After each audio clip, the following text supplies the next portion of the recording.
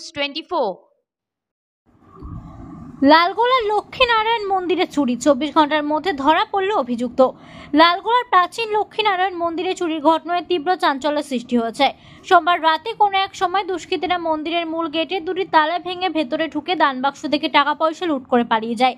মঙ্গলবার সকালে মন্দিরের পুরোহিত গিরিধারী পাঠক প্রতিদিনের মতোই মন্দির খুলতে এসে লক্ষ্য করেন গেটের তালা ভাঙা অবস্থায় পড়ে আছে এবং দানবাক্সটি স্থানচ্যুত।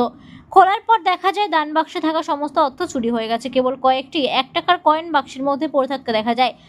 ঘটনার খবর ছড়িয়ে পড়তে এলাকায় উত্তেজনা সৃষ্টি হয়। বহু মানুষ এসে ভিড় জমান মন্দির চত্বরে।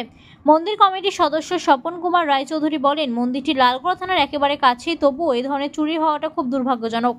আমরা সঙ্গে সঙ্গে পুলিশে খবর দিয়েছি এবং দোষীদের দৃষ্টান্তমূলক শাস্তির দাবি জানাচ্ছি। কি বিষয় নিয়ে আপনারা প্রেস সাংবাদিকদের মুখোমুখি?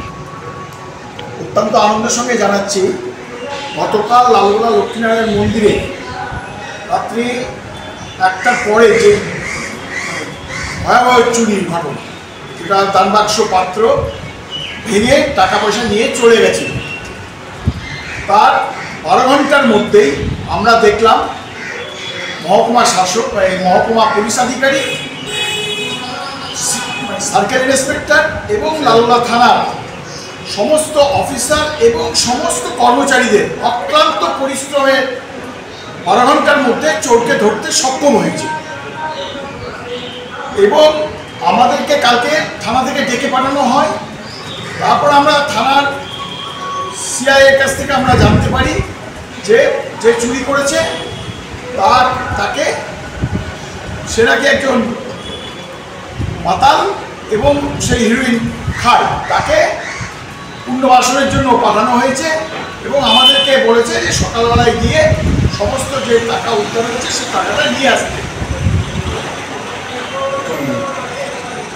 এই আমরা সেইগুলো সমস্ত প্রশাসনকে, সেই সঙ্গে আপনাদের যে নিয়োজ সময়ের কথা, তাকে আমরা অশেষ ধন্যবাদ জানাচ্ছি। এই বিপদের সময় আপনারা যেভাবে আমাদের পাশে এসে দাঁড়িয়েছেন এবং যেভাবে সমস্ত ঘটনাটা তুলে ধরেছেন, সময়ের কথাকেও আমরা লালগোলা লক্ষ্মীনারায়ণ মন্দিরের পক্ষ থেকে ধন্যবাদ জানাচ্ছি। আরও ধন্যবাদ জ্ঞাপন করছি আমরা লালগোলাবাসীর কাছে।